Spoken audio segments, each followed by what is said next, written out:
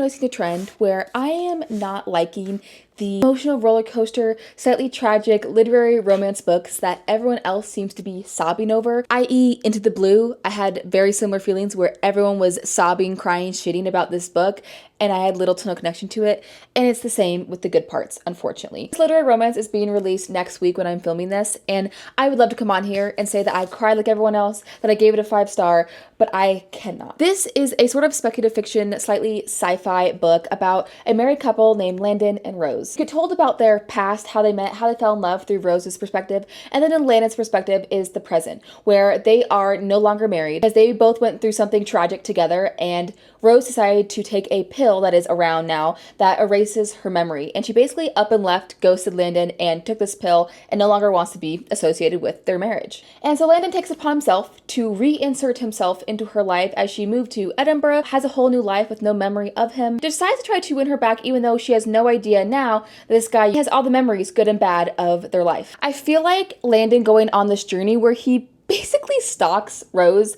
infiltrates her life under false pretenses, is sort of portraying this book as true love enduring, and for me, it just didn't feel that way. A lot of negative reviews actually say they did not connect with the character Rose, whereas I found myself having a hard time connecting with Landon. For me, if it's true love, then you respect her wishes. You don't constantly cross boundaries and lie to her face. Listen, I'm not trying to downplay the context of the situation that they're in. They both went through something really tragic with their family, and Rose really did kind of just ghost Landon and up and left and started this new life. So I understand the grief and trauma he must be going through. I'm just not sure I love the way that this true love persisting trope was used in this book to showcase why it's okay to follow your ex across the world and insert yourself into her life when she did not want you to. Also, I'm just gonna say it, I don't really think it's a spoiler. Landon and Rose become intimate towards the end of this book when she still does not know who he is, and I do feel like there's a lack of informed consent in this book that I feel like no one else is really talking about. The idea that if Landon had actually exposed himself to Rose and told her the truth of himself, that there's even a chance, probably a 50-50 chance at least,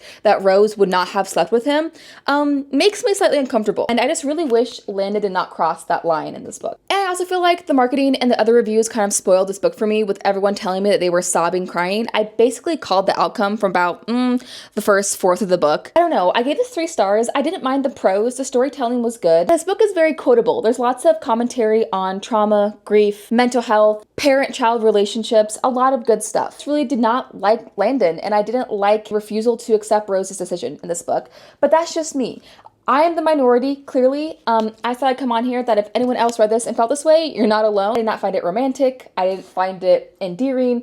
I found it overall kind of creepy and frustrating.